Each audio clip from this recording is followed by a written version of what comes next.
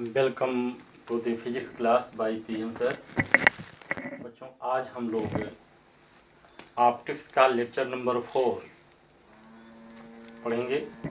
इसके अंतर्गत इस लेक्चर में हम अवतल दर्पण की दर्पण सूत्र का डेरिवेशन करेंगे और साथ ही साथ इसमें इस सूत्र के आधार पर कुछ प्रश्नों को सॉल्व करेंगे। सबसे पहले इस डेरिवेशन के पढ़ने से पहले हम लोग ऑप्टिक्स में इस्तेमाल होने वाली चिन्ह प्रणाली को हम पढ़ते हैं, यानी इसको हम कहेंगे चिन्ह प्रणाली, साइन सिस्टम।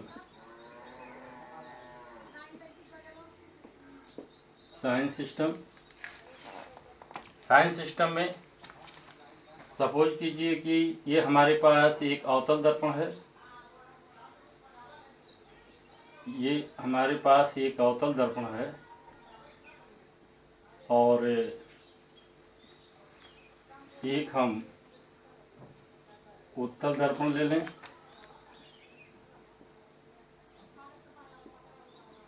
एक उत्तल दर्पण ले लें।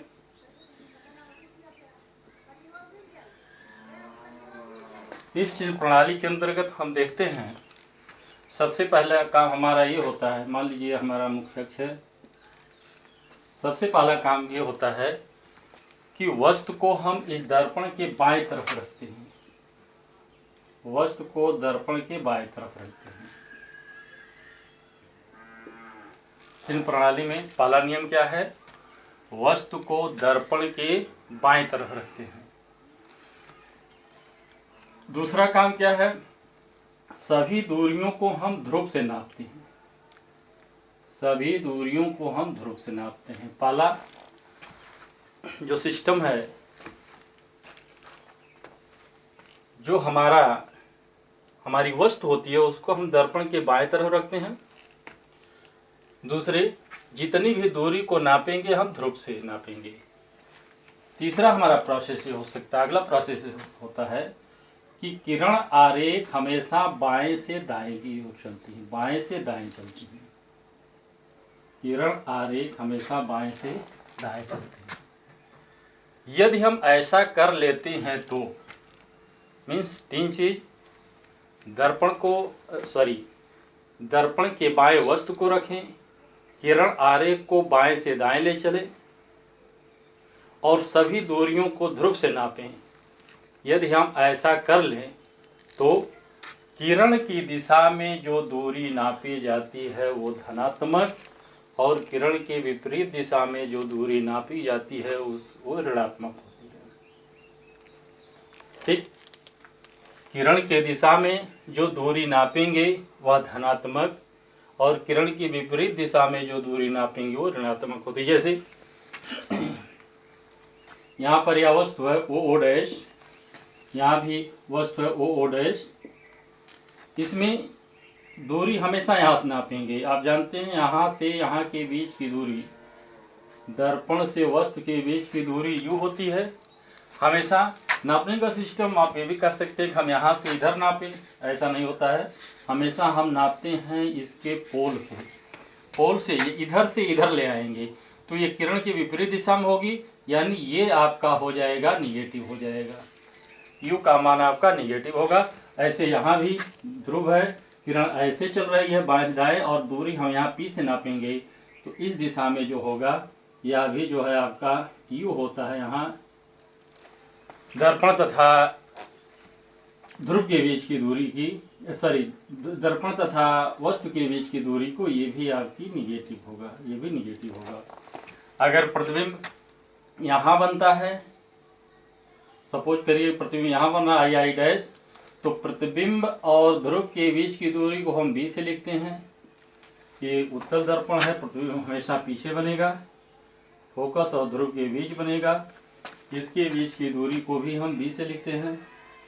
इस दशा में हमेशा यहाँ से इधर इसमें नापेंगे तो ये आपका बी जो होगा ऋणात्मक होगा, ये भी आपका ऋणात्मक होगा, और यहाँ जो भी होगा धनात्मक होगा, ये भी होगा धनात्मक होगा। ठीक। दूसरी चीज, अगर ये प्रतिबिंब ऊपर यहाँ बनता है, सपोज करिए वो दर्पण के द्वारा प्रतिबिंब यहाँ बनता है, तो इसके लिए b का मान, चूंकि पोल है, ध्रुव है, ध्रुव से इस दिशा में नापेंगे किरण की दिशा में, तो ये इसके लिए b का मान धनात्मक होगा, इसके लिए b का मान धनात्मक होगा। ठीक। दूसरी चीज क्या होती है स्टूडेंट्स, कि मुख्य अक्ष के ऊपर जितनी दूरी नापी जाती है, मुख्य अक्ष के ऊपर जो दूरी नापी जाती है वह धनात्मक, मुख्य अक्ष के नीचे जो दूरी नापी जाती है वह ऋणात्मक होती है। जैसे ओ डैश, ये हमने वस्तु रखा है, ये जो है हमेशा मुख्य अक्ष है, मुख्य अक्ष के ऊपर है, तो ये होगा प्लस, ये दूरी होगी। यहाँ भी ये मुख्य अक्ष है, मुख्य अक्ष के ऊपर है, तो ये भी प्लस होगा, ये भी आपका प्लस होगा।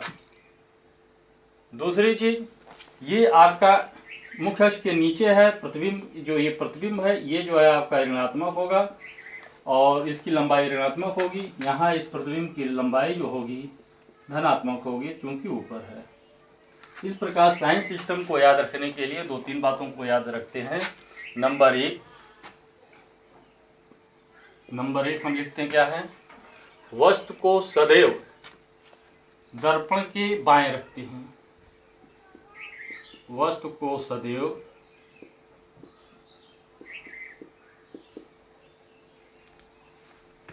दर्पण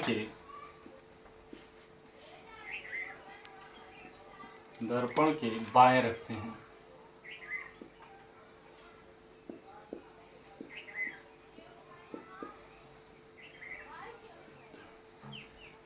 नंबर 2,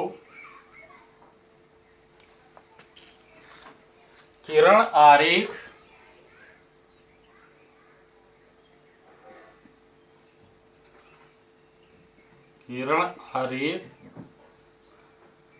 सामान्यतः बाएं से दाएं चलती हैं।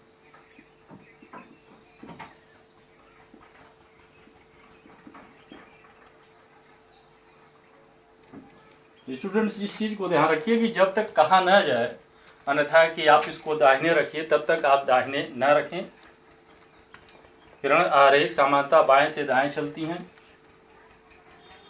और यदि कहा जाए कि इसको हम दाहिने रख रहे हैं तो हमारा ये चिन्ह प्रणाली काम नहीं करेगा, बल्कि जो है ये केवल याद रखिए कि दूरी ध्रुव से नापेंगे।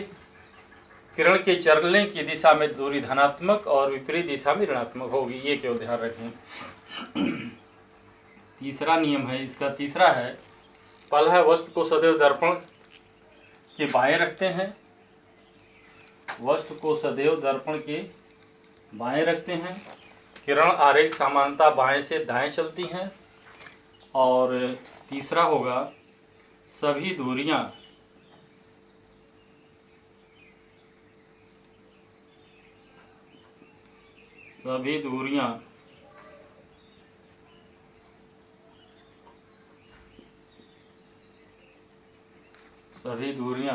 ध्रुव से नापी जाती हैं, ध्रुव से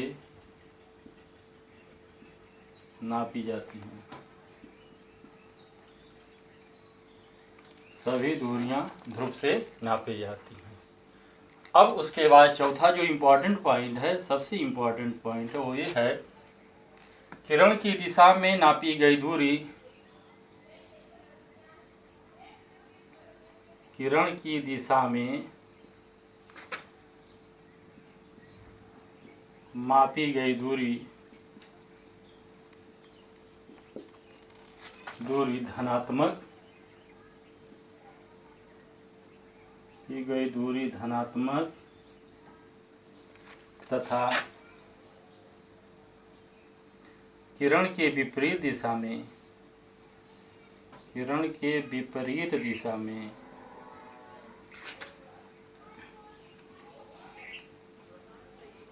किरण के विपरीत दिशा में मापी गई दूरी ऋणात्मक होती है, ऋणात्मक होती है। और इसका 5वां पॉइंट होता है मुख्य अक्ष के ऊपर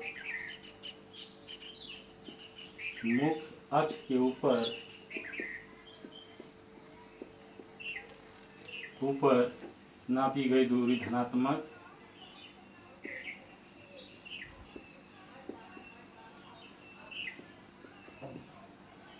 मापी गई दूरी धनात्मक तथा मुख्य अक्ष के नीचे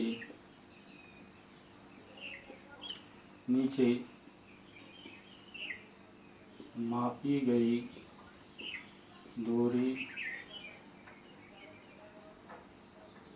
ऋणात्मक होती है।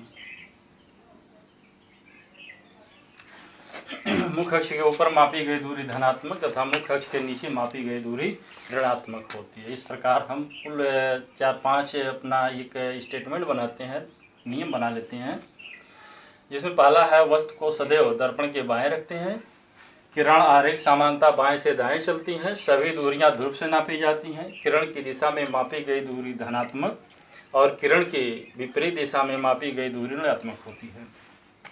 मुख्य अक्ष के ऊपर मापी गई दूरी धनात्मक तथा मुख्य अक्ष के नीचे मापी गई दूरी ऋणात्मक होती है। इसका नोट कर लें। तो मैं अगला सिस्टम बताता हूँ, एक आसान तरीका है इसका। नोट कर लिया। अब एक आसान तरीका मैं बताऊंगा आपको,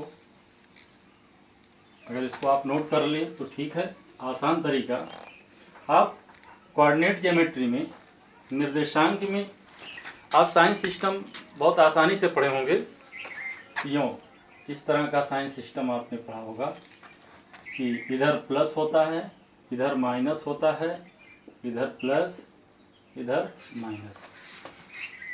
अगर हम इसके मूल बिंदु को दर्पण के ध्रुव पर रख दें, जैसे यूँ रख दें, इसको दर्पण के ध्रुव पर रख दें, अगर इसके मूल बिंदु को जो है कार्टेशियन सिस्टम के मूल बिंदु को हम दर्पण के ध्रुव पर रख दें, यानी ये P को एज ए मूल बिंदु 0,0 लिख दें, तो आप देख रहे हैं कार्टेशियन सिस्टम की तरह सेम बाएं तरफ की दूरी ऋणात्मक, दाहिने तरफ की दूरी धनात्मक और ऊपर की दूरी धनात्मक, नीचे की दूरी ऋणात्मक है। लेकिन यहाँ भी ये ध्यान रखना है कि वस्तु को सदैव दर्पण के बाएं रखें, किरण आरेख को समानता बाएं से दाएं लेकर चले और सभी दूरियों को ध्रुव से नापें, किरण की दिशा में नापें। ये शर्त यह है कि यहाँ पर वस्तु को हम बाएं रखें, वस्तु को हम बाएं रखें। ऐसे उत्तल दर्पण के लिए भी हम बना सकते हैं।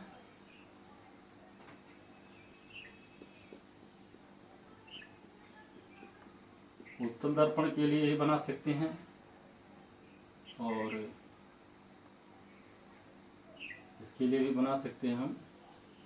ये आपका इधर प्लस, ये माइनस, ये प्लस, इधर माइनस, यहाँ ऑब्जेक्ट होगा ओ डैश, यहाँ रखें तब, यहाँ भी ऑब्जेक्ट रखें ओ डैश, ऑब्जेक्ट रखें ओ डैश, इसको रखें। अब आपको एक चीज़ बताना है, इसमें ध्यान देना है, इसको मिटा दें, आप तो लिख चुके होंगे इसको।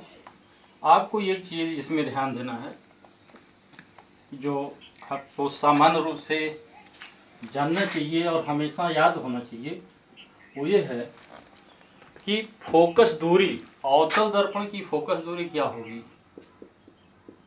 अवतल दर्पण की फोकस दूरी, अवतल दर्पण की फोकस बाएं तरफ होगी तो हमेशा क्या होगी, ऋणात्मक होगी।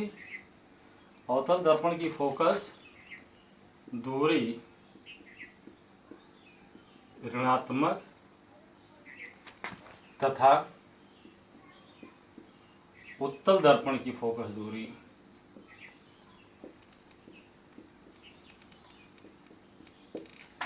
दर्पण की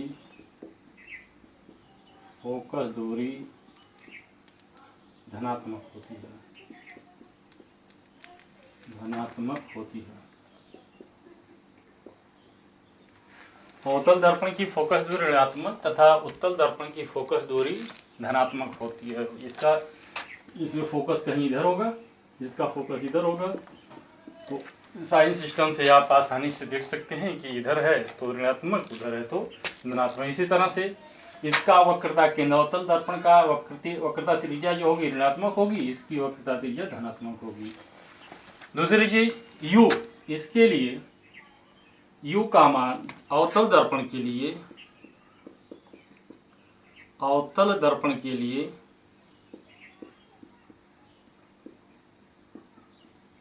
अवतल दर्पण के लिए u हमेशा निगेटिव होगा, और उत्तल दर्पण के लिए भी,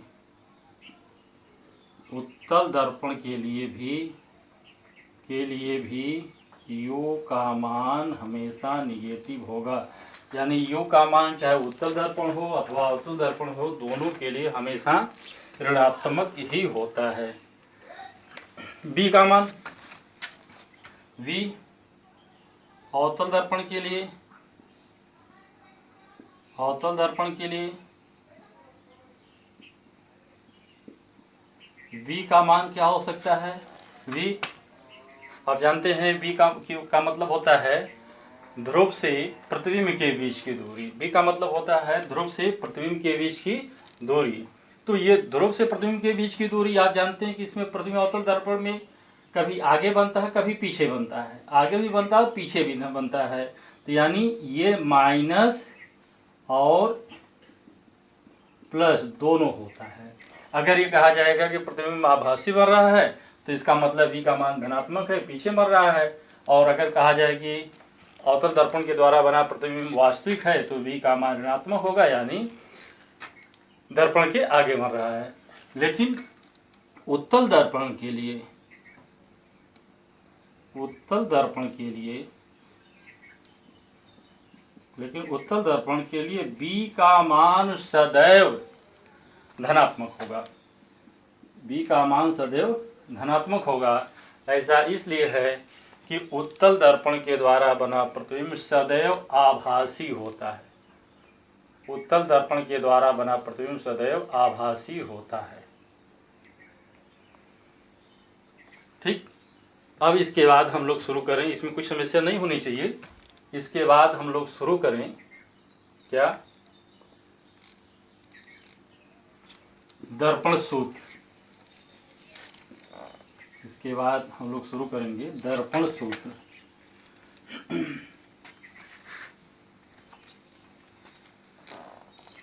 इसके बाद हम लोग दर्पण सूत्र शुरू करेंगे।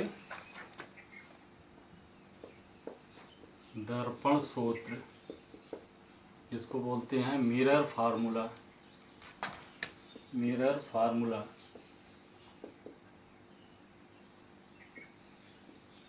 इसको हम बोलते हैं मिरर फार्मूला। मैं आपसे बता दूं पहले ही, यह सूत्र होता है कॉन्वेक्स और कॉनकेव दोनों के लिए 1/f बराबर 1/b प्लस 1/u, जहाँ f कहते हैं फोकस दूरी, फोकस दूरी है, b दर्पण से प्रतिबिंब के बीच की दूरी, प्रतिबिंब के बीच की दूरी, और u दर्पण से वस्तु के बीच की दूरी, वस्तु के बीच की दूरी, दर्पण से वस्तु के बीच की दूरी है।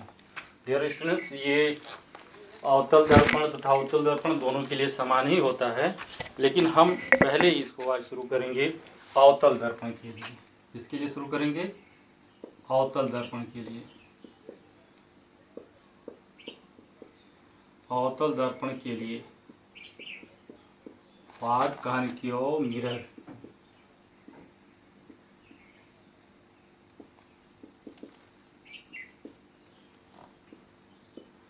सबसे पहले अगर हम ले लें कि for point object, for point object. Point object का मतलब कोई बिंदु वस्तु है, एक छोटी वस्तु है, उसके लिए हम क्या करेंगे, मान लीजिए ये हमारा अवतल दर्पण है,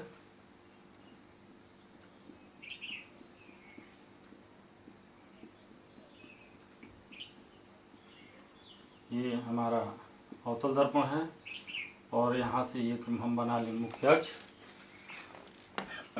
कोई बिंदु वस्तु आपका पॉइंट ऑब्जेक्ट ओ यहाँ पर स्थित है, कोई पॉइंट ऑब्जेक्ट ओ यहाँ पर स्थित है, तो क्या होगा, एक तरीका तो ये होगा कि प्रकाश की किरण इसके लंबवत जाएगी, जिस दिशा में जाएगी उसी दिशा में वापस हो जाएगी क्योंकि इस पर लंबवत पड़ती है। दूसरा, यहाँ से एक प्रकाश किरण हम ले चलते हैं सीधे वहाँ, एक प्रकाश की किरण ले चलते हैं हम,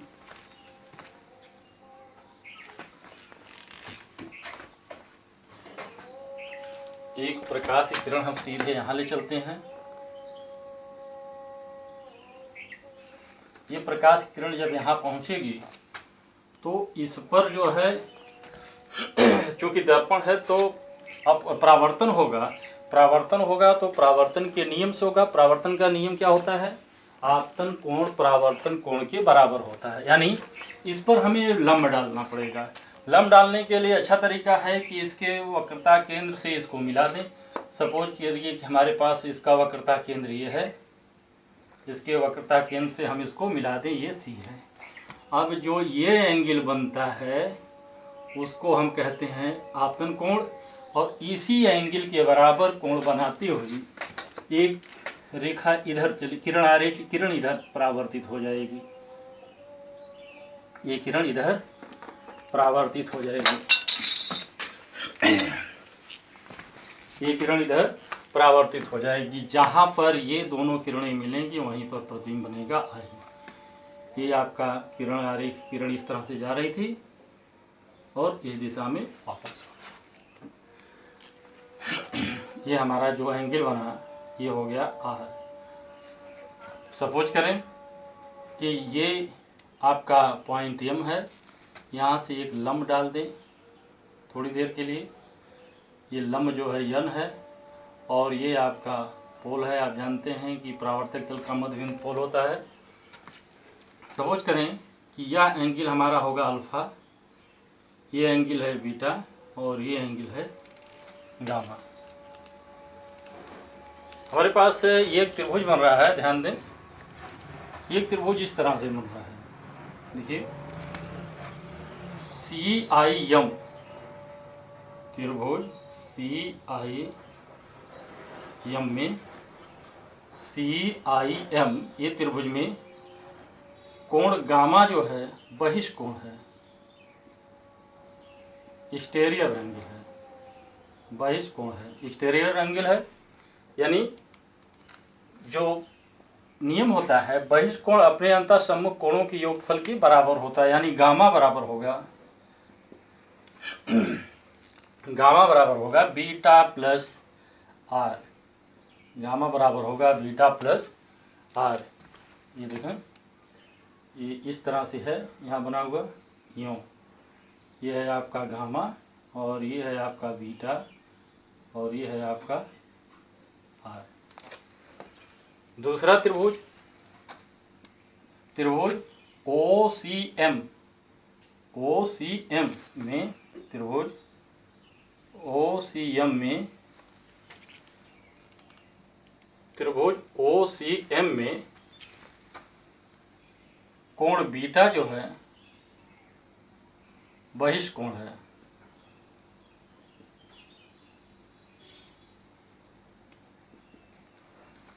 कोण बीटा जो है बहिष्कोण है, यानी बीटा बराबर है, बीटा बराबर होगा अल्फा प्लस आई, अल्फा प्लस आई। परंतु हम जानते हैं कि आई बराबर होता है आर, परंतु कोण आई बराबर होता है कोण आर, ये होता है परावर्तन के नियम से, कोण आई बराबर होगा कोण आर, इसलिए क्या हम लिख सकते हैं, बीटा बराबर होगा अल्फा प्लस आर, या आर बराबर हो जाएगा बीटा माइनस अल्फा, इसको हम कर दें समीकरण 1 और इसको कर दें समीकरण 2 तथा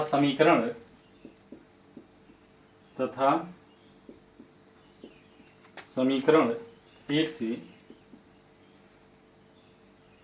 r बराबर होगा गामा माइनस बीटा, r बराबर होगा गामा माइनस बीटा। अब क्या होगा, दोनों में r बराबर है तो ये हो जाएगा आपका बीटा माइनस अल्फा बराबर गामा माइनस बीटा, या इसको मैं बीटा को इधर कर लूँ तो हो जाएगा बीटा प्लस बीटा बराबर gamma plus alpha, beta plus beta बराबर गामा प्लस अल्फा, या ये हो जाएगा आपका 2 बीटा बराबर गामा प्लस अल्फा, 2 बीटा बराबर होगा गामा प्लस अल्फा। स्टूडेंट इतना लिखें तो उसके बाद मैं आगे बता रहा हूँ आपको।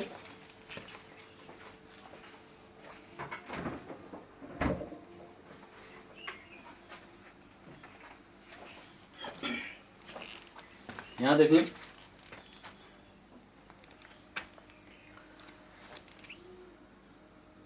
टू बीटा प्लस गामा बराबर गामा प्लस अल्फा। अब देखें गामा क्या है, यहाँ देखें गामा, यह दर्पण का दौरक बहुत छोटा होगा तो गामा बराबर tan गामा लिख सकते हैं। इसको लिख दें, यदि, या इधर आप लिख चुके होंगे तो ये लिख दें, यदि अल्फा बीटा तथा गामा छोटा हो तो यदि अल्फा बीटा तथा गामा छोटा हो तो अल्फा बराबर होगा tan अल्फा बराबर, अल्फा बराबर होगा tan अल्फा, ये बराबर क्या होगा, tan अल्फा बराबर यम एन बटे ओ एन, ये बराबर हो जाएगा यम एन बटे ओ एन, यम एन बटे ओ एन। और बीटा बराबर होगा tan बीटा, tan बीटा का मतलब होगा, ये है कोण आपका, ये लंब होगा, ये आधार हो जाएगा यम एन बटे एन सी। देखिए tan बीटा ये त्रिभुज बन रहा है, सी यम एन में बीटा यही है, तो tan बीटा बराबर हो जाएगा यम एन बटे सी एन, यम एन बटे सी एन। और गामा बराबर हो जाएगा आपका tan गामा, गामा बराबर हो जाएगा tan गामा, ये बराबर हो जाए यम एन बटे आई एन, यम एन बटे I N. Alpha beta gamma का मान रखने पर इसको हम समीकरण 3 बना लें, इसको हम समीकरण 3 कर लें, लिखेंगे अल्फा बीटा तथा गामा का मान रखने पर, अल्फा बीटा तथा गामा का मान रखने पर क्या हो जाएगा, क्या हो जाएगा, 2 बीटा की जगह यम एन बटे सी एन, यम एन बटे सी एन बराबर होगा गामा, गामा की जगह होगा यम एन बटे आई एन, यम एन बटे I N plus alpha, alpha की जगह होगा यम एन बटे ओ एन, यम एन बटे ओ एन। स्टूडेंट्स तीनों टर्म में जो है यम एन है ऊपर है, जिसको कैंसिल हो सकता है, इसको बड़े आसानी से हम कैंसिल कर देंगे। यानी अब ये हमारे पास जो बचा, जो अब हमारे पास बचा वो क्या है, 2/Cn,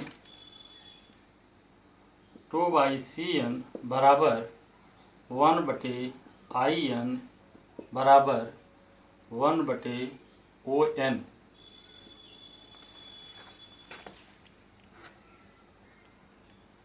यम बटे ओ एन, सॉरी प्लस है, बीच में प्लस है, ये बीच में प्लस है।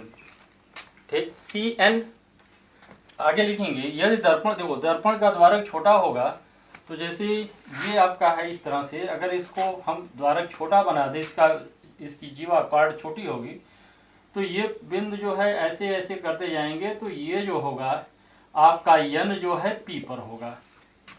आगे लिखेंगे, यदि दर्पण का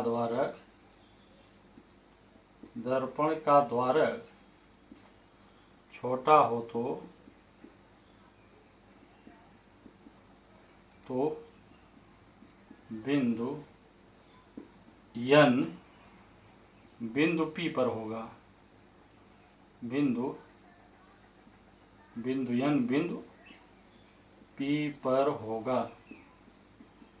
इसका मतलब क्या है कि हम इसको लिख सकते हैं 2/c, यन की जगह लिख दें P, CP, ये बराबर होगा 1/i, यन की जगह लिख दें P, IP, प्लस 1/ON, यन की जगह लिख दें P, हो जाएगा OP। अब इसमें इसका मान रख दें 2/CP।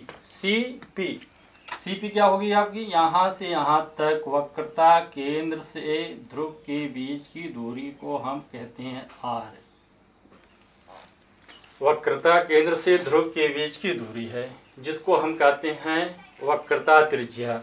क्योंकि ये बाएं तरफ है इसको, इसलिए हम इसको लिखते हैं -R लिखेंगे। फिर हमारे पास क्या होगा 1/IP। IP का मतलब है ध्रुव से, यह आपका ध्रुव से प्रतिबिंब के बीच की दूरी है। IP है ध्रुव से प्रतिबिंब के बीच की दूरी, ये दूरी ध्रुव से प्रतिबिंब के बीच की दूरी। क्योंकि ये बाएं तरफ है, या ये कहिए कि हम यहाँ से नापेंगे तो किरण के चलने की विपरीत दिशा में नापेंगे, तो ये भी आपका माइनस होगा, -B प्लस 1/OP। OP क्या है आपका, ध्रुव से दर्पण के बीच की दूरी। ध्रुव से दर्पण के बीच की दूरी, इसको हम लिखते हैं U। ध्रुव से दर्पण के बीच की दूरी को लिखते हैं U। क्योंकि ये भी दूरी हम ध्रुव से नापेंगे तो इसके विपरीत दिशा में होगी, ये भी होगा -U। यानी अब कुल मिलाकर के हमारे पास जो रिलेशन आया, स्टूडेंट इसको नोट कर लें। हमारे पास जो रिलेशन आया वह है, मिटा दें इसको, हमारे पास जो रिलेशन आया वो क्या है 2/, माइनस यहाँ माइनस यहाँ तो सब प्लस हो जाएगा। ये आ गया आपका 2/R बराबर 1/B plus 1/U। But we know that R is equal to F/2। R is equal to F/2, sorry, R is equal to 2F। R is equal to 2F, यानी F बराबर होता है R/2, तो ये मान आपका हो जाएगा 2/2F बराबर 1/B plus 1/U, 2 cancel, 1/F बराबर 1/B plus 1/U, 1/B plus 1/U। 1/F बराबर होगा 1/B प्लस 1/U।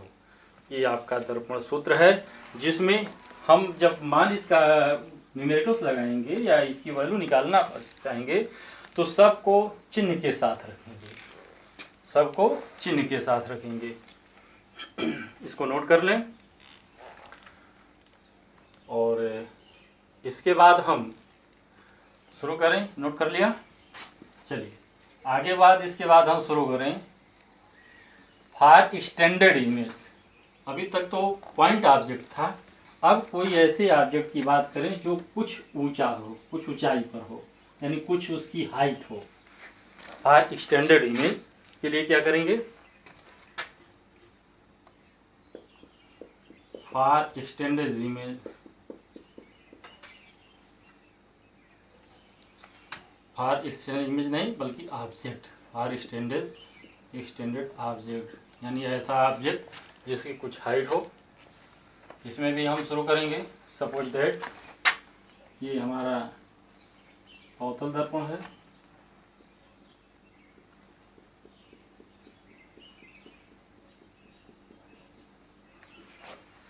ये अवतल दर्पण है। इसके यहाँ पर मुख्य अक्ष है, ये बिंदु P है। यहाँ पर कोई ऑब्जेक्ट रखा हुआ है OP। एक ऑब्जेक्ट हम रखते हैं OO'। इसके द्वारा हम प्रतिबिंब बनाएंगे। सबसे पहले क्या करेंगे, एक मुख्य अक्ष के समांतर प्रकाश की किरण ले चलेंगे। मुख्य अक्ष के समांतर प्रकाश किरण जब ले चलेंगे तो ये आएगा ये। और आप जानते हैं कि जब इसका परावर्तन होता है तो ये फोकस से होकर के जाती है। मान लें ये फोकस से यहाँ होकर जा रही है, इसका फोकस ये फोकस से होकर जाती है। दूसरे प्रकाश की किरण को हम इसके ध्रुव पर लेकर आए। दूसरे प्रकाश की किरण को हम इसके ध्रुव पर लेकर आते हैं। ये आपका प्रकाश किरण है दूसरी, और चूंकि ये ध्रुव पर पड़ती है इसलिए इसका परावर्तन होगा। ये तो किरण इस तरह से चल रही थी और फोकस होकर गई, ये ध्रुव पर पड़ती है। तो हमारे पास सिर्फ यही रास्ता बचता है कि आपतन कोण बराबर परावर्तन कोण बनाते हुए जो है, आपतन कोण के बराबर परावर्तन कोण बनाते ये रेखा इधर परावर्तित हो जाती है। मान लीजिए जो है रेखा इस तरह से जा रही है।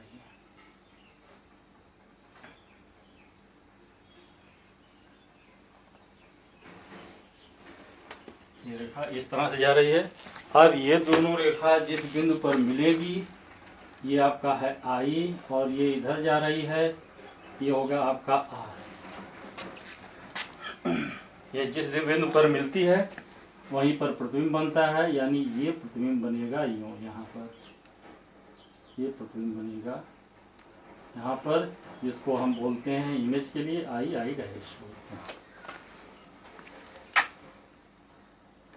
मान लीजिए आपका यह M है, ये ध्रुव P है, और यहाँ भी सेम प्रक्रिया वही है। यदि इसका द्वारक छोटा होगा तो M जो इसके करीब आएगा, तो जो ये आप लंब डालेंगे, यहाँ मान लो हम एक लंब डाल दें, ये होगा आपका N।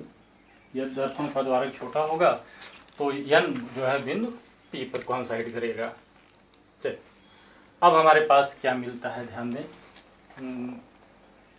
क्या क्या हमारे पास क्या क्या चीज़ मिलती है।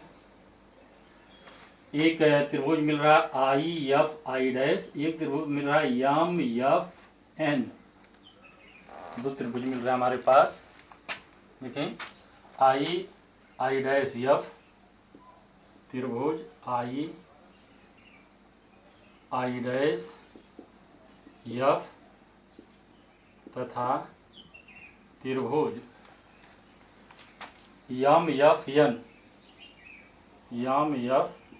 में ये कोण इस कोण के बराबर है। में कोण IFI डैश,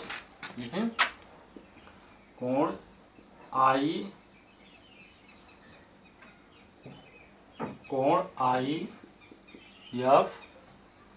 IFI डैश बराबर है कोण MFN। कोण MFN ये आपका कोण है, इस तरह से बना हुआ, देखें ऐसे, और ये कोण ऐसे है, इस तरह से है। ये इस पर जो है लंब है और ये यहाँ पर है। ये कोण इस कोण के बराबर है, जिसको हमने लिखा IFI डैश, ये है आपका M, ये है N। ये कोण इस कोण के बराबर है। क्यों ऐसा है, इसको हम कहते हैं अपोजिट एंगल या शीर्षाभिमुख कोण। शीर्षाभिमुख कोण ये अंग्रेजी में इसको कहते हैं अपोजिट एंगल, ये आपस में बराबर होते हैं। दूसरा एंगल I डैश IF ये बराबर होगा एंगल MNF। ये दोनों क्यों हैं, प्रत्येक 90 डिग्री हैं। प्रत्येक समकोण है।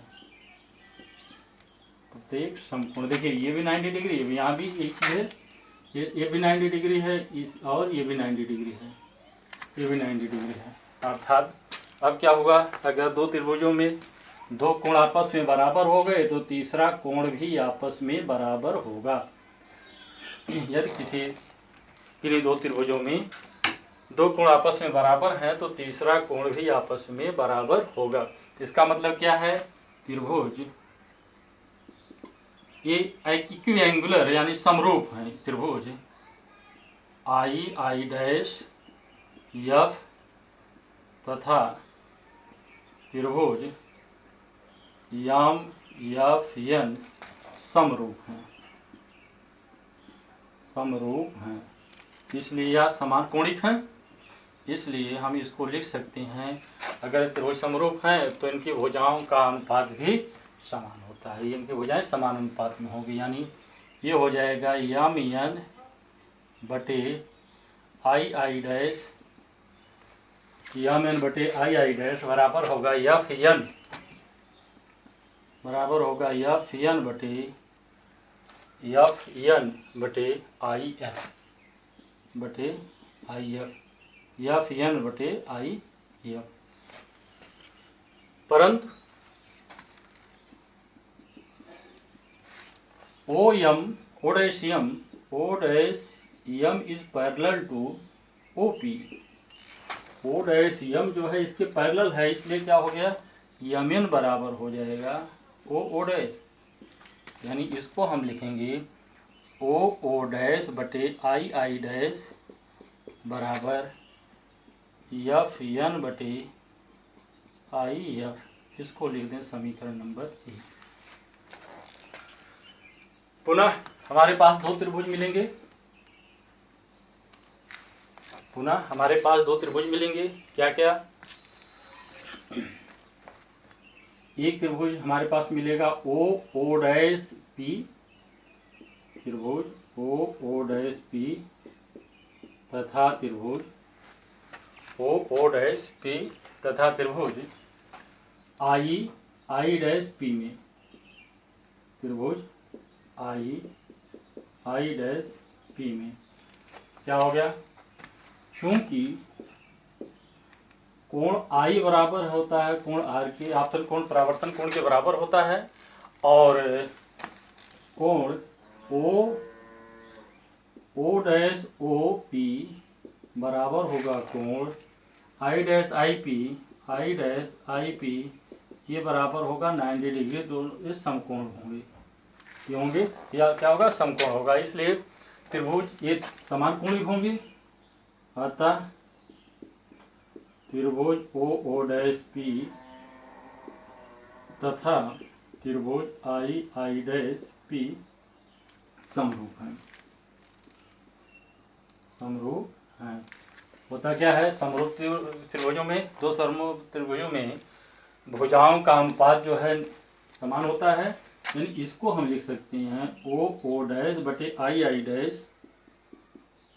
डैश बराबर हो जाएगा आपका ओ पी बटे आई पी, इसको लिख दें समीकरण 2। ये समीकरण फर्स्ट है, O dash by I dash बराबर एफ एन बटे आई पी एफ, और ये है ओ डैश बटे आई डैश बराबर ओ पी बटे आई पी। समीकरण 1 और 2 को देखें, इसको लिख लीजिए, पास करके लिख लीजिए इसको, फिर मैं इसको मिटाता हूं। लिख लिया, चलिए अब आगे देखिए, ये समीकरण 1 और 2 से लिखेंगे, समीकरण 1 और 2 से, समीकरण 1 और 2 से देखिए, समीकरण 1 में इसका बायां पक्ष इसके बाएं पक्ष के बराबर है, तो निश्चित रूप से दायां पक्ष भी बराबर होगा। यानी अब हम इसको कह सकते हैं ओ पी बटे आई पी बराबर एफ एन बटे आई एफ, बराबर एफ एन बटे आई एफ। OP बटे IP बराबर FN बटे IF। ठीक, इसको मिटा दें अब। चलिए अब इसके बाद देखते हैं कि OP, what is OP। OP means होता है, O यहाँ ऑब्जेक्ट है, दर्पण से या ध्रुव से वस्तु के बीच की दूरी। आप जानते हैं दर्पण से वस्तु के बीच की दूरी को U से लिखते हैं। पॉजिटिव होगा कि निगेटिव? पॉजिटिव होगा कि निगेटिव है? क्योंकि किरण इस दिशा में चल रही है, दूरी हम ध्रुव से इस दिशा में नापते हैं, तो ये होगा ऋणात्मक, तो हो जाएगा ऋणात्मक। फिर IP ध्रुव से प्रतिबिंब के बीच की दूरी। ध्रुव से प्रतिबिंब के बीच की दूरी को हम V से लिखते हैं। B ये धनात्मक होगा कि ऋणात्मक? ये भी दूरी जो P से अगर नापते हैं तो किरण आ रही है किस दिशा में चले, इसकी विपरीत दिशा में हम आ रहे हैं, यानी ये भी -F होगा, -B होगा। दूसरी चीज FN F से लेकर के N के बीच की दूरी, यानी N से F। ये चीज स्टूडेंट्स यहाँ ध्यान रखिए, लिख सकते हैं यदि दर्पण का द्वारक छोटा हो तो, यदि दर्पण का द्वारक छोटा हो तो FN बराबर होता है FP, यानी FN की जगह हम FP रख सकते हैं। FP क्या होगी? ध्रुव से फोकस के बीच की दूरी, जिसको लिखते हैं हम F से। ये धनात्मक होगा कि ऋणात्मक? क्योंकि किरण इस दिशा में चली, इसके विपरीत दिशा में हम दूरी नाप रहे हैं, तो ये भी आपका ऋणात्मक होगा। IF क्या होगा? देखिए IF इतनी दूरी है, यहाँ देखिए IF, ये I है, यहाँ पर F है, इसके बीच की दूरी। यानी हमको अगर PI में से PF घटा दें, PI में से PF को घटा दें, तो हमारे पास जो हमें मिल जाएगा IF। यानी हम इसको लिख सकते हैं यहाँ PI minus PF, PI minus PF। ये माइनस माइनस है तो ये हो जाएगा U बटे V, दोनों प्लस हो जाएगा। अभी यहाँ माइनस F रहने दें। PI मीन्स इमेज, ध्रुव से इमेज के बीच की दूरी को V से लिखते हैं। क्योंकि ये दूरी ध्रुव किरण के चलने की विपरीत दिशा में नापते हैं, इसलिए होगा -B माइनस PF फोकस और ध्रुव के बीच की दूरी, ये भी होगा F, चूंकि विपरीत दिशा में नाप रहे हैं तो -F होगा। यानी इसको हम लिखेंगे अब U बटे V बराबर होगा -F बटे -B प्लस F। इसको क्रॉस मल्टीप्लिकेशन कर दें, ये हो जाएगा आपका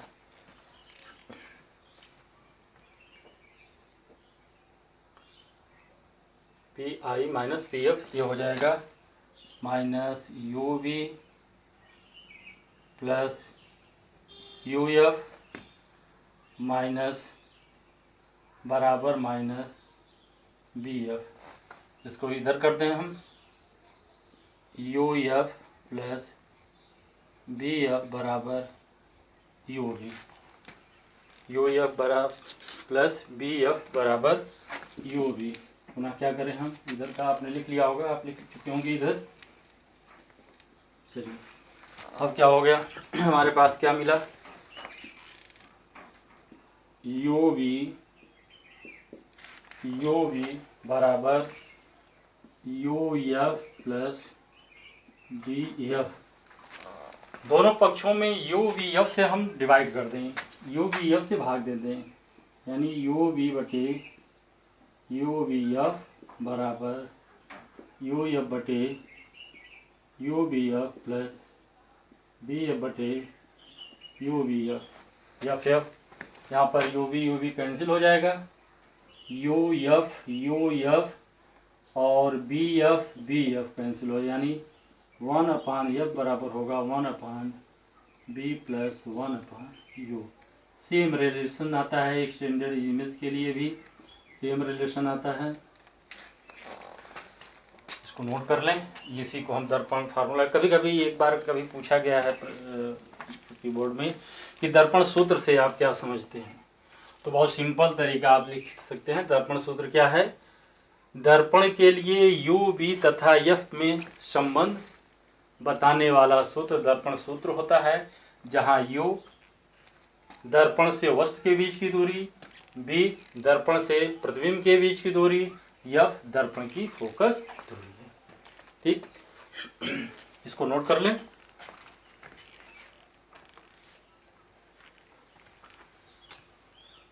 एक मैं आपके लिए बताता हूं, आप अपने से करिएगा। एक्सटेंडेड इमेज का एक दूसरा फिगर अगर बना दो, नोट कर लिया, मिटा दो, इसको मिटा दें। ठीक, ओके, चलिए आगे देखते हैं। एक दूसरा इमेज बनाए हम, आप इसके लिए करिएगा, अपने प्रैक्टिस करिए। दूसरे इमेज से भी बनेगा। यह है आपका अवतल दर्पण और ये मुख्य अक्ष है। यहाँ पर कोई वस्तु हम रख देते हैं, यहाँ पर कोई वस्तु हम रखें, वो ओ डैश, जब अगर वो डैश ये वस्तु है तो इसका प्रतिबिंब बनेगा क्या, यहाँ से प्रकाश की किरण इसके समांतर चलेगी, समांतर चलने वाली प्रकाश की किरणें फोकस से होकर के जाएंगी। सपोज दैट ये फोकस से जा रही है, इसका फोकस यहाँ है एफ, इसका फोकस एफ है, और दूसरी किरण इसके वक्रता केंद्र से होकर अगर हम ले चलें तो ये यूं बन रहा है। दूसरी किरण अगर वक्रता केंद्र से लेकर चल रहे हैं, ये दोनों किरणें जहाँ पर कटेगी वहीं पर प्रतिबिंब बनेगा। ये ऐसे, ये इधर चल रही, चूंकि ये वक्रता केंद्र से जा रही, लंबवत होगी इसलिए वापस जाती है। ये आपका सी है, जो कटान बिंदु होती है वही यही जो होता है आपका इमेज बनता है। ये आपका पी है। सिंप्लिसिटी के लिए पहले हम क्या मान लें, यहाँ से एक लंब डाल दें, ये होगा यम, यम होगा। इससे भी हम अगर इस तरह से इमेज बना लिया है, रेज डायग्राम अगर इस तरह से हमें बना रखा है, तो इससे भी हम लोग निकाल सकते हैं। इससे भी हम लोग इस सूत्र को निकाल सकते हैं। आप अपने से करिएगा, मैं आपको हिंट कर दूं। देखिए, ये त्रिभुज एफ बन रहा है, वो ओ डैश सी, या कोण इस कोण के बराबर होगा। देखिए, वो ओ डैश सी तथा सी आई आई डैश, और ये 90 डिग्री है, ये 90 डिग्री है।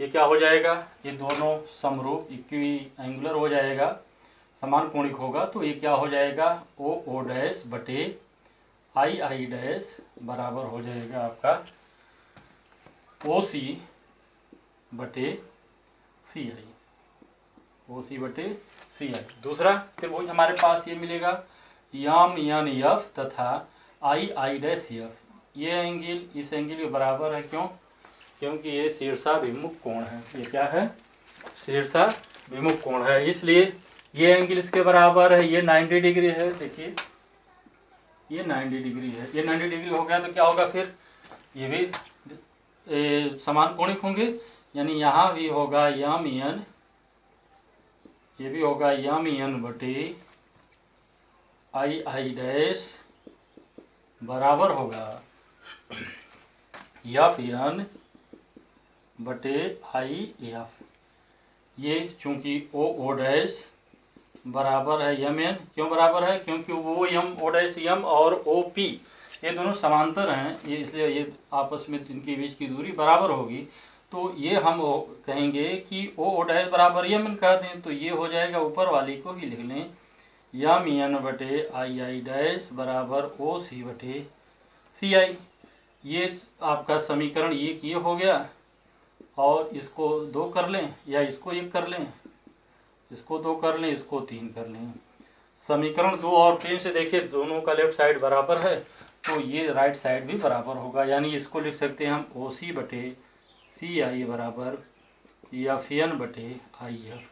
स्टूडेंट्स, इस मान को इसमें रख करके क्या मान रखेंगे, ओ सी बराबर क्या होगा, ओपी में से सी पे निकाल दें, ओ सी बराबर होगा ये दूरी इतनी, ओ सी बराबर आपका हो जाएगा, देखें ओ सी यहाँ है, तो ओ पी में से हम पी सी निकाल दें, यानी यू में से आर निकाल दें। सी आई है, सी आई यानी ओ सी ओ पी सी पी में से पी आई निकाल दें। एफ एन फोकस होगा, पहले ही आई एफ जो होगा, आई एफ का मतलब पी आई में से पी एफ निकाल दें। ये मान चिन्ह के साथ हम रख करके जो है पुनः सेम फार्मूला निकाल सकते हैं। को नोट कर लें, आगे आप जो है क्रॉस मल्टीप्लिकेशन करके जो है हल करने की कोशिश कीजिएगा। आपकी किताब में शायद यही दिया होगा। ठीक, मिटा दें इसको। अब आइए इस पर कुछ हम लोग सूत्र, इस सूत्र पर आधारित कुछ न्यूमेरिकल्स देखते हैं, सिंपल न्यूमेरिकल्स जो बोर्ड में पूछे जाते हैं। पहला एक में लिख रहा हूँ, एक न्यूमेरिकल क्या, 50 सेंटीमीटर वक्रता त्रिज्या वाले क्वेश्चन 1, 50 सेंटीमीटर वक्रता त्रिज्या वाले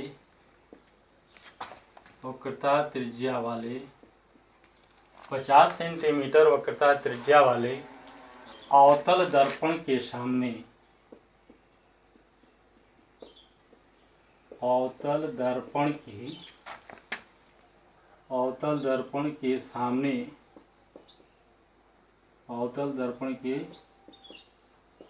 सामने number 1 50 centimetre, number 1 50 centimetre, number 2 25 centimetre, number 2 25 centimetre, number 3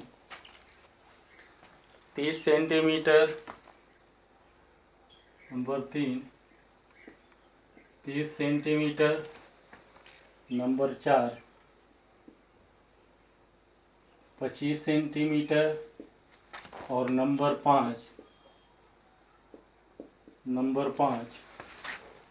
50 centimetre का त्रिज्या ले अवतल दर्पण के सामने 50 centimetre, 25 centimetre, 30 centimetre, 25 centimetre, number 5 75 centimetre, 75 centimetre दूरी पर रखी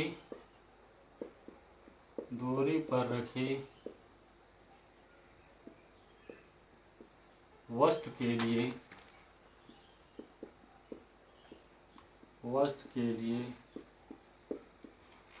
प्रतिबिंब की स्थिति ज्ञात कीजिए। प्रतिबिंब की स्थिति ज्ञात कीजिए।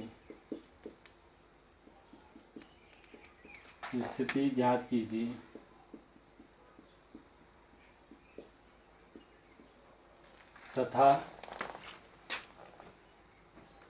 किरण आरेख भी बनाइए। तथा किरण आरेख द्वारा स्पष्ट कीजिए। किरण आरेख द्वारा स्पष्ट कीजिए। तथा किरण आरेख द्वारा स्पष्ट कीजिए। बच्चों सोचो इसको, क्या चीज क्यों इतना दिया गया है? इसलिए ऐसा दिया गया है कि आपको एक जो आपको अवतल दर्पण के द्वारा भिन्न भिन्न स्थितियों में बने प्रतिबिंब का अध्ययन हम लोग किए थे, उसी का एक न्यूमेरिकल के माध्यम से हम एक्सप्लेन करना चाह रहे हैं। न्यूमेरिकल के माध्यम से बताना चाह रहे हैं कि ये जो हम दर्पण सूत्र लगा रहे हैं उससे भी एकदम वही आ रहा है जो हमने पहले देखा था, जो हमने किरण आरेख सैद्धांतिक रूप से बनाया था। इसको हल करें हम। आंसर पहली दशा में पहले क्या कह रहा है, 50 सेंटीमीटर वक्रता त्रिज्या वाले अवतल दर्पण आर बराबर आपका हो जाएगा 50 सेंटीमीटर प्लस की माइनस अवतल दर्पण है तो माइनस होगा, तो यह बराबर क्या हो जाएगा, यह बराबर होगा r/2 बराबर -50/2 बराबर 25 सेंटीमीटर। यू क्या होता है, यू हमेशा माइनस होता है, -50 सेंटीमीटर दिया है पहले पार्ट में, 50 सेंटीमीटर। दर्पण सूत्र से हम क्या निकालेंगे, 1/f बराबर 1/b प्लस 1/u। हमें दर्पण की दूरी पर रखी वस्तु के लिए प्रतिबिंब की स्थिति ज्ञात करना है, यानी 1/b बराबर होगा 1/u minus 1/f minus 1/u। ये होगा 1/b, यहीं रहने दें, इसको इधर कर दें, 1/f माइनस 1/u। इसका मान रखें हम, 1/b बराबर होगा 1/50, f का मतलब -25 माइनस 1/u का मान है -50, u का मान है -50, यानी 1/b बराबर होगा 1/-25 प्लस 1/50। एलसीएम ले लें, ये हो जाएगा 50 एलसीएम, और यहाँ पर 25 दूनी 50 माइनस 2 प्लस 1 बराबर होगा -1/50,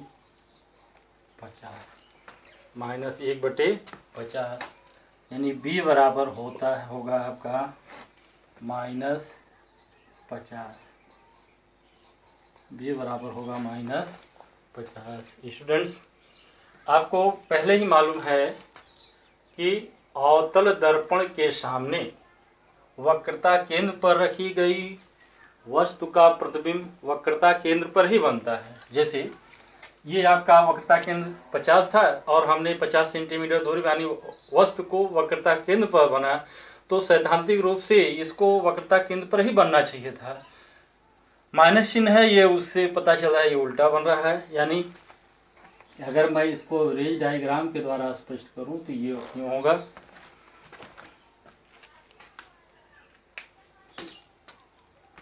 इसको अगर रेज डायग्राम के द्वारा स्पष्ट करूं तो ये होगा आपका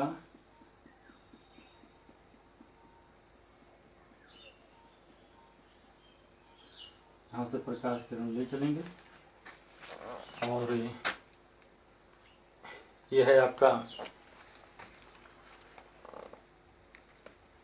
यहाँ से मान लो ये 25 सेंटीमीटर है, फोकस है, तो इसे दुगनी दूरी पर ये 50 सेंटीमीटर पर वक्रता केंद्र है। वस्तु को यहीं पर रख रहे हैं, वस्तु को कहाँ रख रहे हैं, वक्रता केंद्र पर। वक्रता केंद्र पर रखी गई वस्तु का प्रतिबिंब कैसे बनाए, यहाँ से प्रकाश की किरण सीधे चलेगी, मुख्य अक्ष के समांतर चलेगी और दर्पण से परावर्तन होगा, परावर्तन के पश्चात ये फोकस से होकर के जाएगी, परावर्तन के पश्चात ही फोकस से होकर जाएगी। दूसरी प्रकाश की किरण को हम ले चले फोकस से, इसके फोकस से लेकर चले,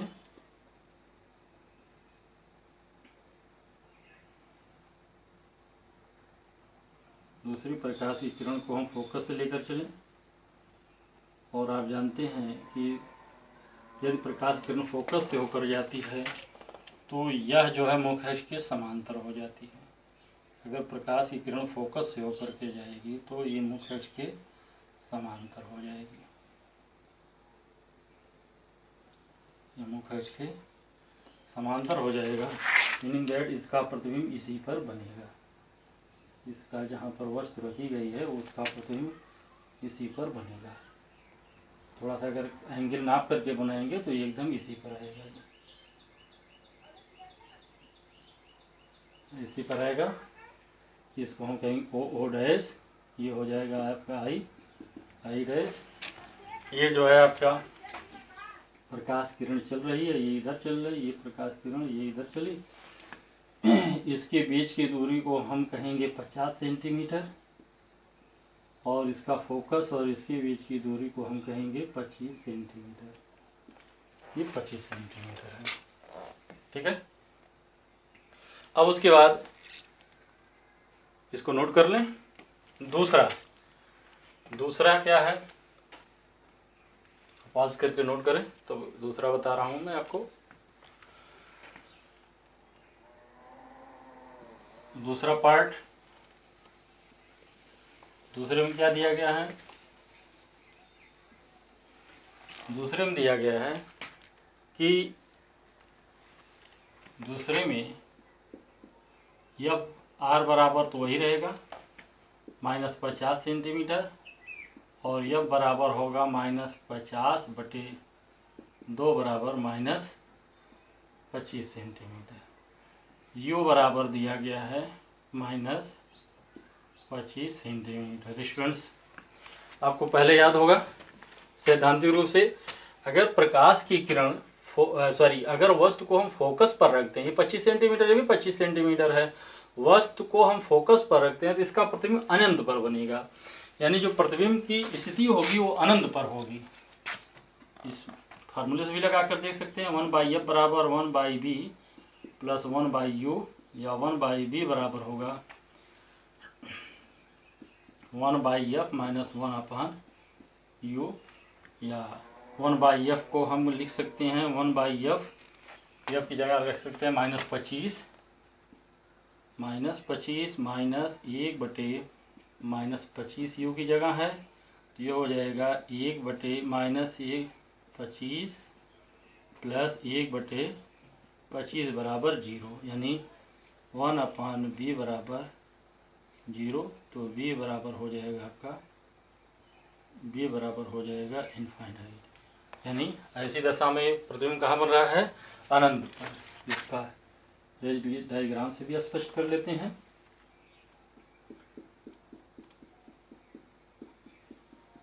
इसका रेज डायग्राम, प्रकाश की किरण एक मुख्य अक्ष खींचें, ये मुख्य अक्ष है। अगर यहाँ से 25 सेंटीमीटर है, फोकस पर ये 25 सेंटीमीटर मान लो एफ है, तो वस्तु को यहीं पर रखते हैं। मान लीजिए वस्तु ये रखी हुई है ओ डैश, मान लीजिए वस्तु रखी है ओ डैश, इसमें क्या होगा? इसके समांतर प्रकाश की किरण चलेगी, मुख्य अक्ष के समांतर प्रकाश की किरण चलेगी, और यह फोकस से होकर के जाएगी। और कहाँ से होकर जाएगी? फोकस से होकर के जाएगी।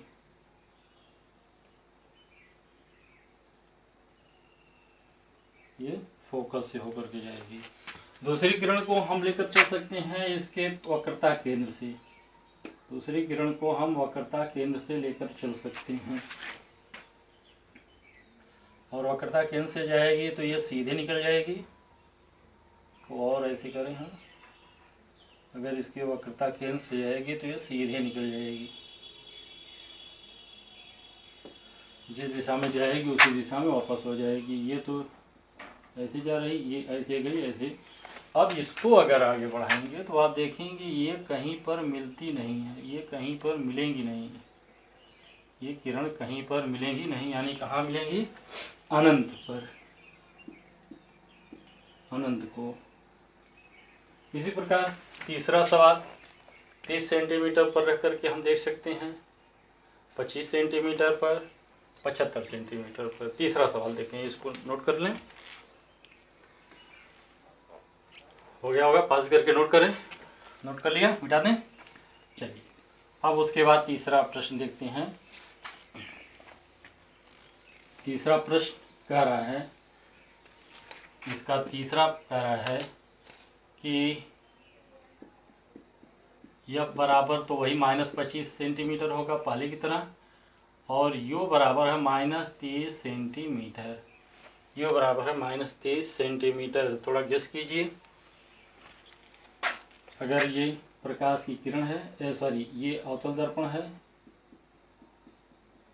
ये अवतल दर्पण है, और ये मुख्य अक्ष है। वस्तु को हम रख रहे हैं, इसकी 25 सेंटीमीटर है, यहाँ से यहाँ पर जो है ये 25 सेंटीमीटर है, ये फोकस है, और वस्तु को हम 30 सेंटीमीटर की दूरी पर रख रहे हैं। वस्तु को कहाँ रख रहे हैं? 30 सेंटीमीटर की दूरी पर रख रहे हैं, यानी वस्तु को हम यहाँ रख रहे हैं ओ डैश। वस्तु को कहाँ रख रहे हैं? ओ डैश पर। और ध्यान दीजिए कि ये 25 सेंटीमीटर, यहाँ 50 सेंटीमीटर यहाँ कहीं होगा, यहाँ पर वक्रता केंद्र होगा। यहाँ पर वक्रता केंद्र होगा। अब आप बताइए पहले की तरह जो आपने सैद्धांतिक रूप से पढ़ा था कि जब फोकस और वक्रता केंद्र के बीच वस्तु रहती है तो इसका प्रतिबिंब वक्रता केंद्र और अनंत के बीच में बनता है, यानी जो V की स्थिति हमें आएगी इस 50 सेंटीमीटर से अधिक आएगी। ये आपका 50 सेंटीमीटर पहले कहा रखा है, जो V की वैल्यू आएगी वो 50 सेंटीमीटर से अधिक आएगी। यानी अगर हम सॉल्व करें तो 1/f बराबर होगा 1/b प्लस 1/u, या 1/b बराबर होगा 1/f माइनस 1/u। 1/b बराबर 1/, माइनस 25 फोकस है, 1/, माइनस 30 जो हो गया माइनस 30, या 1/b बराबर 1/25 माइनस के साथ माइनस, और ये हो गया प्लस 1/30। इसका एलसीएम ले लें तो एलसीएम लेंगे 5 × 15 150 आएगा एलसीएम इसका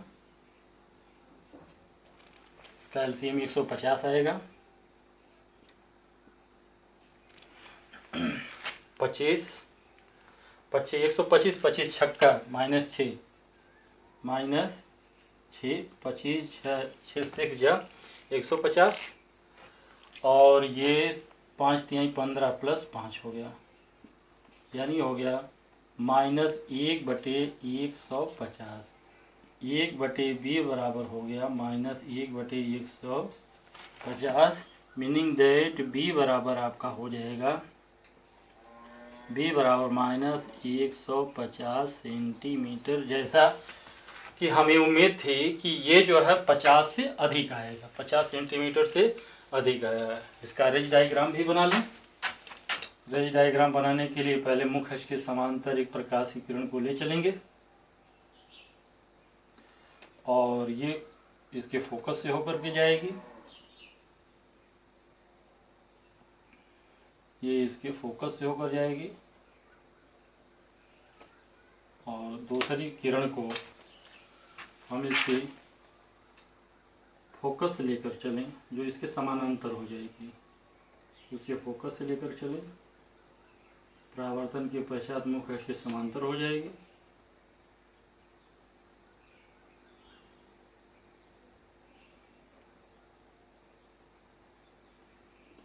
परावर्तन के पश्चात मुख्य अक्ष के समांतर हो जाएगी, यानी ये जो जहाँ कटेगा प्रतिबिंब यहीं बनेगा, ये सी से दूर बनेगा और उल्टा बनेगा, यानी ये होगा आई डैश, सॉरी वो ओ डैश था, ये बनेगा आई डैश, और ये दूरी जो होगी दर्पण से 150 सेंटीमीटर की दूरी पर होगी, दर्पण से 150 सेंटीमीटर की दूरी पर ये बनेगा। इसको ऐसे कर लें। चौथा प्रश्न है, चौथा आप लगा लीजिएगा, या मैं लगा देता हूँ आपको, इसको नोट कर लें। अगर आपने नोट कर लिया पास करके तो फिर मिटा देता हूँ, इसको मिटा दूँ। चलिए अब ये इसके लिए चौथे प्रश्न के लिए ये है आपका जो है चौथा प्रश्न। चौथे प्रश्न के लिए है ये 25 सेंटीमीटर। चौथे प्रश्न के लिए चौथे प्रश्न के लिए इसको हम 25 सेंटीमीटर था, ये मान लो यहाँ तो था पहले, इसको 15 सेंटीमीटर कर लीजिए, 15 सेंटीमीटर। चौथे प्रश्न के लिए इसको हम कर लें 15 सेंटीमीटर, तो ये क्या होगा आपका चौथे के लिए 15, यानी u बराबर आपका हो जाएगा, ये तो मिटाई दें सबको,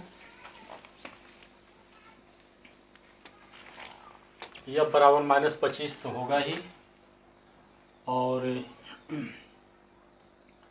u बराबर होगा माइनस 15 सेंटीमीटर, तो ये आपका हो जाएगा 1/f बराबर 1/b प्लस 1/u, या 1/b बराबर होगा 1/f माइनस 1/u 1/b बराबर 1/, एफ का मतलब हो गया -25 और माइनस यू का मतलब हो गया -15, यानी ये हो गया 1/b बराबर 1/, -25 प्लस 1/15, यानी इसका एलसीएम होगा 25 × 75, 75 होगा, तो 25 × 75 -3 15 25 75, 15 25 75, यानी ये हो गया बराबर 2/75, तो b बराबर हो जाएगा 75/2,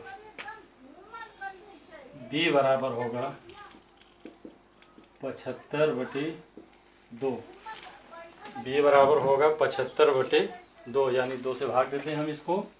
स्टूडेंट 2 तिहाई 6, इसको काट दें 2 तिहाई 6 और 15, 2 तिहाई 6, 2 7 14, 37.5, b बराबर होगा 37.5 सेंटीमीटर, b बराबर होगा 37.5 सेंटीमीटर।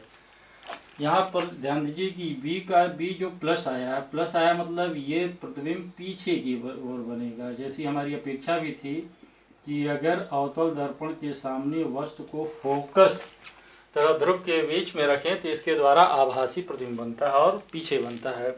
यानी ऐसी दशा में हम इसको क्या लिखे बनाएंगे, इसको अगर हम चाहें तो बना लें, ये आपका मुख्य अक्ष होगा, यहाँ पर ये मुख्य अक्ष होगा, ये मुख्य अक्ष है, इसके सामने 15 सेंटीमीटर की दूरी पर कोई वस्तु यहाँ पर रख दें, ये जो है इसके बीच की दूरी जो है 15 सेंटीमीटर है, और ये जो है आपका एफ है, प्रकाश किरण यहाँ से चलेगी, ये मुख्य अक्ष के समांतर प्रकाश की किरण यहाँ से चलेगी और इसके फोकस से होकर के जाएगी, इसके फोकस से होकर के जाएगी। दूसरी किरण को हम इसके वक्रता केंद्र से लेकर चलें, दूसरी किरण को इसके वक्रता केंद्र से लेकर चलें,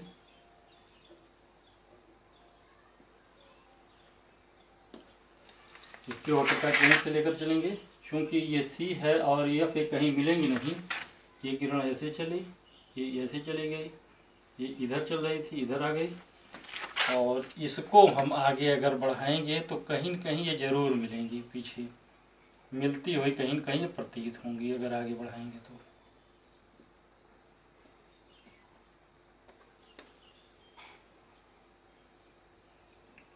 को हम आगे बढ़ाएं तो कहीं न कहीं ये मिलती हुई प्रतीत होती हैं। इस तरह से अगर हम आगे बढ़ा दें तो कहीं न कहीं ये मिलती हुई प्रतीत होती हैं।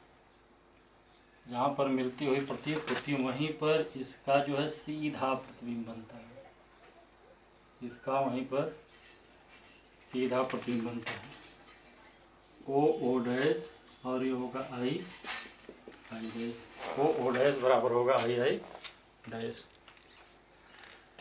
स्टूडेंट्स इस तरह से 5वां सवाल है। 5वें के लिए देखें, 5वें में क्या है 75 सेंटीमीटर, इसको पास करके लिख लीजिए।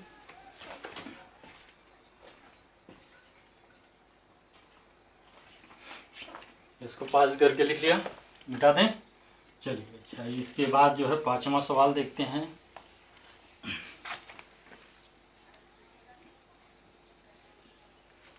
पांचवा सवाल क्या है, ये 5वां पार्ट इसका क्या है, ये दिया है यह तो वही रहेगा -50 सेंटीमीटर और यू का मान -75 सेंटीमीटर है, यू का मान जो है -75 सेंटीमीटर है। इसका मतलब क्या है, ये हम दर्पण सूत्र लिखिए 1/f बराबर 1/b प्लस 1/u 1/f बराबर 1/b बराबर होगा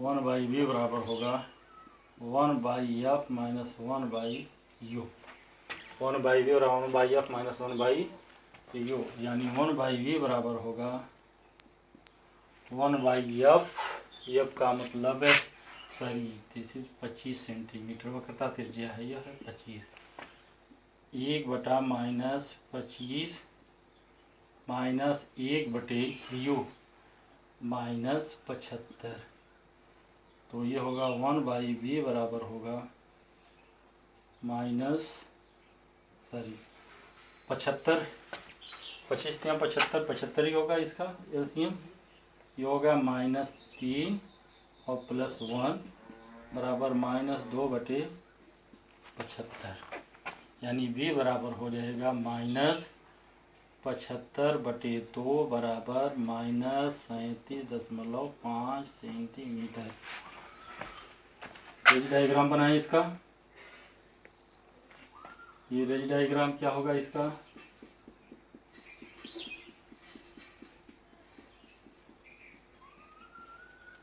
यहाँ से प्रकाश किरण चल रही है, सॉरी ये मुख्य अक्ष है आपका, 25 सेंटीमीटर ये है, और यहाँ है 50 सेंटीमीटर, ये आपका C है और ये आपका F है। वस्तु को हम कहाँ रख रहे हैं, 75 सेंटीमीटर पर, वस्तु को हम 75 सेंटीमीटर पर रख रहे हैं, यानी वस्तु को हम यहाँ रख रहे हैं। अब हम अपेक्षा कर रहे हैं कहाँ बनेगा, वक्रता केंद्र तथा फोकस के बीच में, ऐसा है भी ये 50 और 25 के बीच में 37.5 है जैसे। तो इसके लिए हम क्या करेंगे, मुख्य अक्ष के समांतर एक रेखा ले चलेंगे और यहाँ से ये फोकस से होकर के जाएगी, यहाँ से अगर लेकर चलेंगे तो ये फोकस से होकर जाएगी, और दूसरी किरण आरेख को जो है हम इसके वक्रता केंद्र से लेकर चलें, दूसरी किरण आरेख को हम इसके वक्रता केंद्र से लेकर चलें,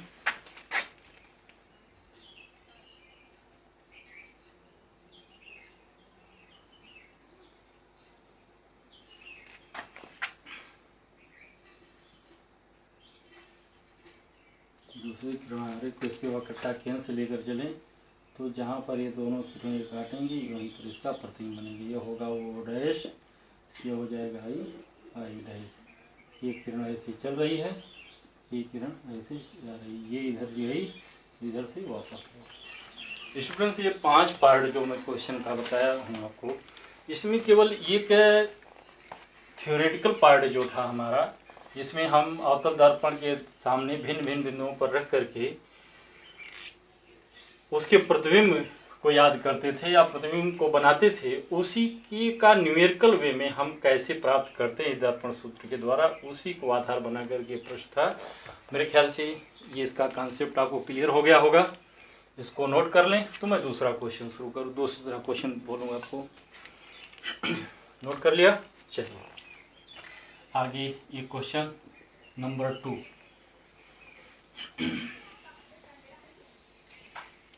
अगला है क्वेश्चन नंबर 2।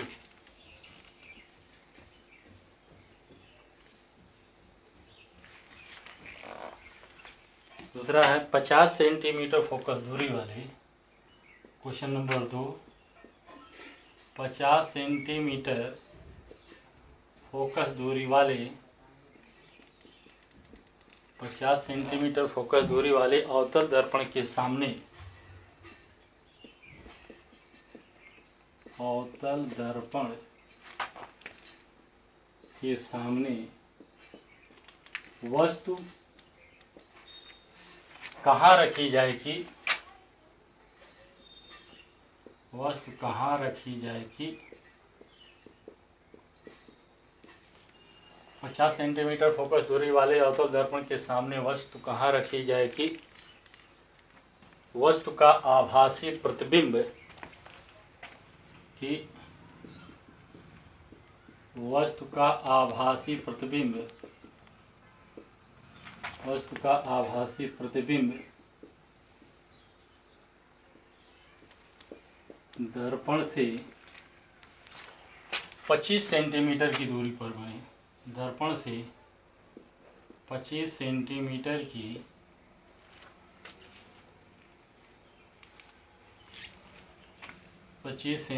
की दूरी पर बने। यदि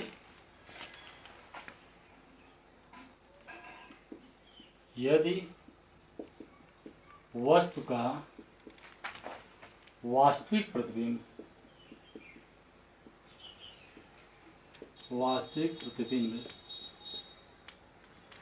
यदि वस्तु का वास्तविक प्रतिबिंब दर्पण से 75 सेंटीमीटर की दूरी पर बने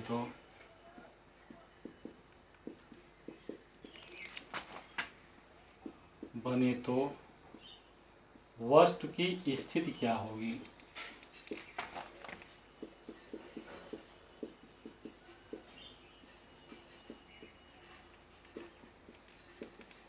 स्टूडेंट्स, ये प्रश्न में केवल दो चीज है, तो उसी तरह समान ही, लेकिन एक चीज है कि जब वस्तु का आभासी प्रतिबिंब बने, दूसरा है वस्तु का वास्तविक प्रतिबिंब बने। दोनों स्थिति है, वास्तविक प्रतिबिंब और आभासी प्रतिबिंब।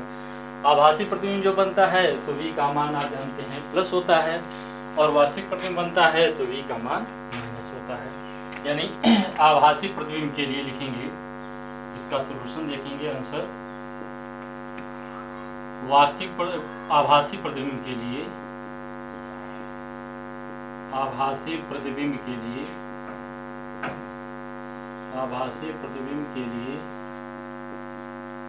v बराबर होगा प्लस, आभासी के लिए प्लस होता है, आभासी के लिए हो जाएगा ये v बराबर हो जाएगा 25 सेंटीमीटर, और यह बराबर दिया ही है, यह बराबर आप जानते हैं अवतल के लिए माइनस होता, -50 सेंटीमीटर होगा, -50 सेंटीमीटर। सॉल्व कर लें। 1/v बराबर 1/f बराबर 1/b प्लस 1/u।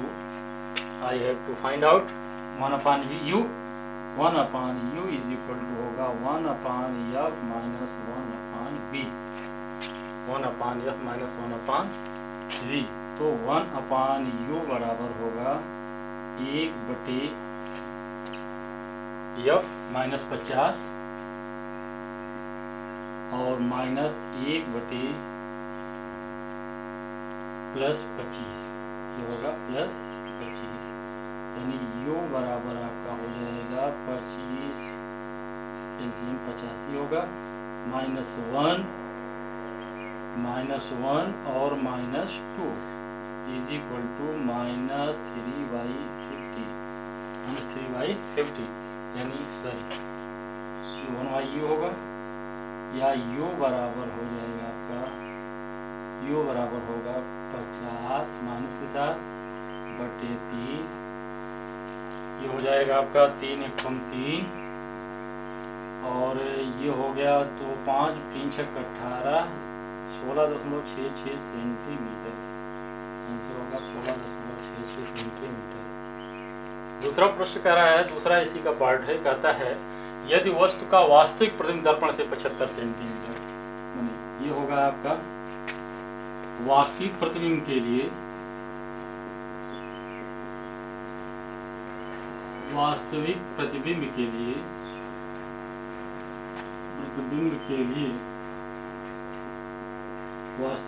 के लिए b का मान माइनस होता है, b बराबर -75 सेंटीमीटर, यह बराबर पहले ही दिया है -50 सेंटीमीटर, तो 1/f बराबर होगा 1/b प्लस 1/u, या 1/u बराबर 1/f माइनस 1/b बराबर 1/-50 माइनस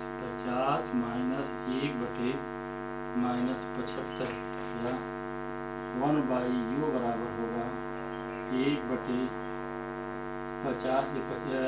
75 150 हो जाएगा एलसीएम, 150 एलसीएम हो गया, तो ये हो गया 50 -3 और +2 बराबर हो जाएगा -1/150, यानी u बराबर होगा -150 सेंटीमीटर, u बराबर होगा -150 सेंटीमीटर।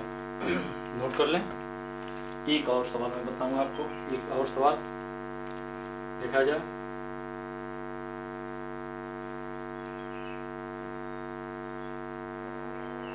खास करके नोट कर लें, नोट कर लें, मिटा दें। चल तीसरा सवाल,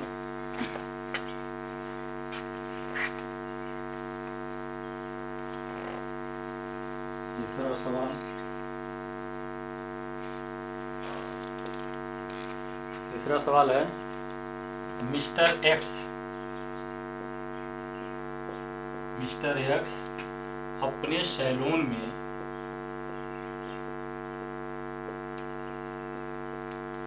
अवतल दर्पण का उपयोग करता है। अवतल दर्पण का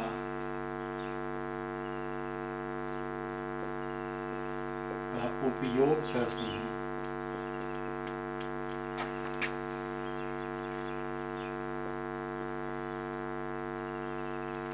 मिस्टर एक्स अपने सैलून में अवतल दर्पण का उपयोग करते हैं। अवतल दर्पण के सामने, अवतल दर्पण के सामने सामने 3 मीटर की दूरी पर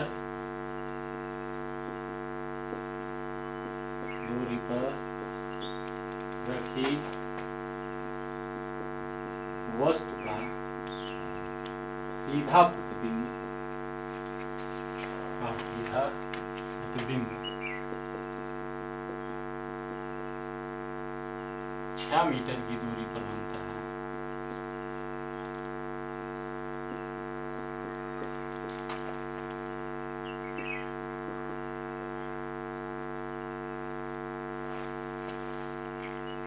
मिस्टर यक्स को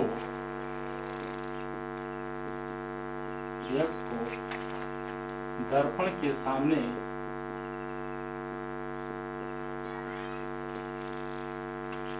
मिस्टर यक्स को दर्पण के सामने कुर्सी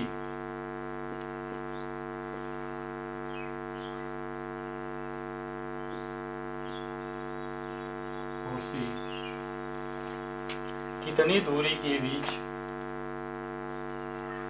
रखना चाहिए? कुर्सी, मिस्टर यक्स को दर्पण के सामने कुर्सी कितनी दूरी के बीच रखना चाहिए?